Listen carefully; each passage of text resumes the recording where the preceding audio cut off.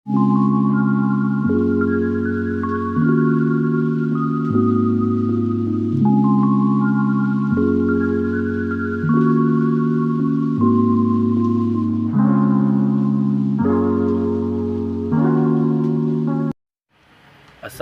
dan selamat sejahtera diucapkan kepada semua penonton-penonton channel saya dan subscriber channel saya.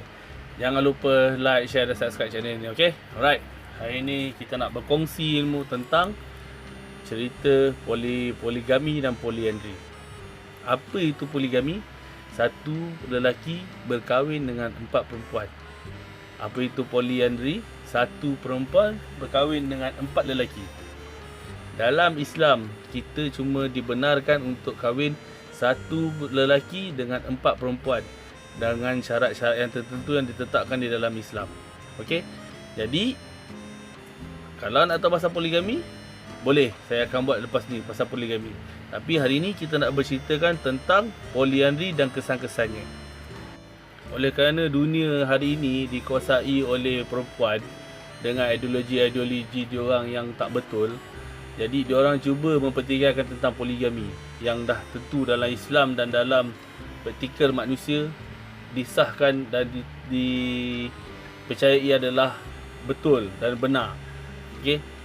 Tapi diorang nak juga perempuan kami ramai. Okey. Perkataan poliandri ni datangnya daripada bahasa Greek.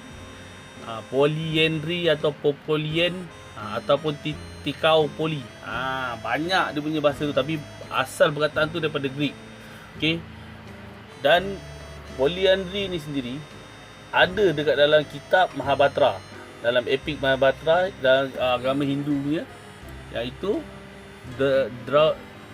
Draupadi, a princess and the queen of the ancient Indian, dengan 5 orang lelaki ataupun 5 orang suami yang dipanggil Pandavas.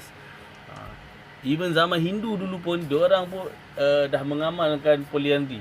Tapi ada dalam cerita tu sendiri yang mengatakan perkahwinan tu macam tak adil apa benda semua. Dalam kena baca dalam buku tu lah, dalam buku Draupadi tu. Disebabkan itu kita dalam Islam tidak membenarkan poliandri. Okey. Jadi poliandri ni diamalkan sehingga ke hari ini di kawasan-kawasan Tibet, Nepal dan ada sebahagian daripada bahagian negara China lah. Okey, macam Tibet kita tahu sebab dia duduk atas bukit. Jadi untuk diorang turun mencari rezeki ataupun mencari makan, dia akan keluar dalam masa yang lama. Jadi dia akan panggil adik dia ataupun lelaki yang dia percaya untuk jaga isteri dia supaya tak kena gangguan daripada orang-orang lain dan memberi dia kata apa, keperluan daripada segala segi. Kesan daripada poliandri ni tu yang terjadi. Bapa dengan anak sendiri, atuk dengan cucu sendiri, abang dengan adik sendiri, mak dengan anak dia sendiri. Ini kesan-kesan yang berlaku daripada poliandri itu sendiri. Okey, sebab yalah dah berkaitan dengan nafsu dan akhir zaman punya perangai kan. Okey. Poliandri itu sendiri pun dia ada berbagai-bagai jenis. Dia paling popular ada 3 jenis. Satu successional, satu associated dan satu fraternal. Ini jenis-jenis poliandri yang ada, yang diamalkan sekarang ni di dalam dunia. Jenis pertama, successional type. Ini contoh paling senang, Lady Semiramis dengan Firaun lah. Di mana Semiramis kata Firaun tu adalah kehidupan semula daripada suami dia yang dah mati. Okey. Jenis yang kedua ni pula adalah associate type. Yang mana satu family tu, suami dan isteri boleh berkahwin lebih daripada seorang, dan diorang akan duduk dalam satu rumah yang sama, dan diorang akan melakukan hubungan kelamin diorang dalam masa yang sama, dan diorang akan share semua perkara dalam masa yang sama. Kira kalau kita bahasa sekarang, kita orang panggil apa, group sex lah macam tu. Yang kita tengok macam banyak berlaku dekat Rusia, dekat Jerman, dekat France, benda macam tu lah. Okay. Okey, yang ketiga ni dia panggil fraternal type, di mana dia ni berkahwin dengan adik ataupun abang kepada pasangannya. Contoh, Macam saya cakap tadi, dekat Tibet tu dia selalu pergi cari makan, pergi cari nafkah jauh-jauh. Okay, dia suruh abang dia kahwin. Abang dia kahwin ke adik dia kahwin dengan isteri dia, sampailah dia balik kan. Bangsa ataupun suku yang mengamalkan polyandry jenis ni adalah Toda tribe. Diorang ni masih mengamalkan ni, tapi kalau mengikut rekod yang antropologi yang mereka buat, dia benda tu dah lama tak berlaku dah. Dah baru sejak dah tak berlaku dah. Pasal dia berkaitan dengan cemburu, penyakit kelamin, macam-macam lah kan. Okey, antara tribe-tribe yang masih mengamalkan polyandry ni adalah Maasai tribe yang berada di Afrika, yang masih mengamalkan lagi jenis-jenis perkahwinan macam ni. Lepas tu dekat China kita ada Masao tribe, masih lagi mengamalkan macam ni, tapi dah tak banyak macam dulu lah. Dia dah ada dah, sebab dia dah tahu kesan dia. Di India ni antara region-region yang masih dia ada mengamalkan, tapi tak meluas seperti dulu, sebab dia punya kerajaan dah mula sedar tentang keburukan dia benda semua.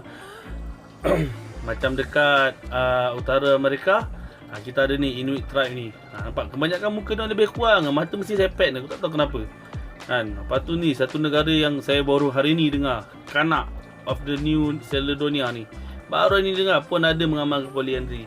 Lepas tu macam biasa lah, di Greece masih diamalkan masa daripada era Spartan sampailah hari ni, tapi dah kurang lah kan. Lepas tu yang paling famous dah sampai hari ni rasa masih mengamalkan adalah Tibet people, sebab banyak juga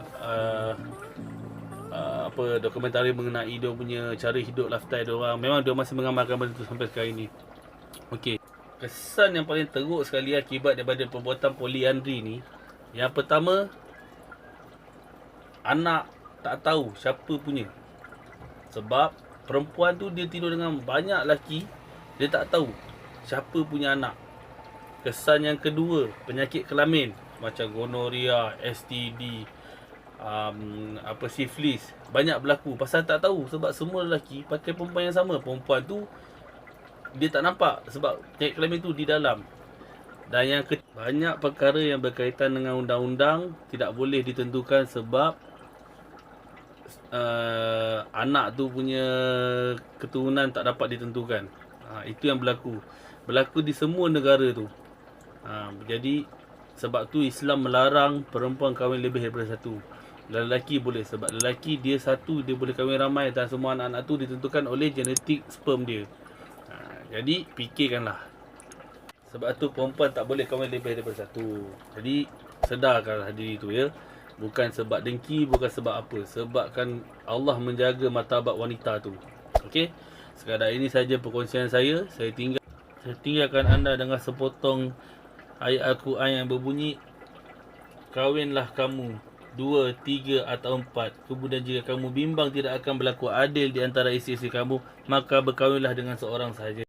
Sekian perkongsian saya pada hari ini. Jangan lupa share, like dan subscribe. Dekatkanlah diri anda pada Allah. Wallahu a'lam.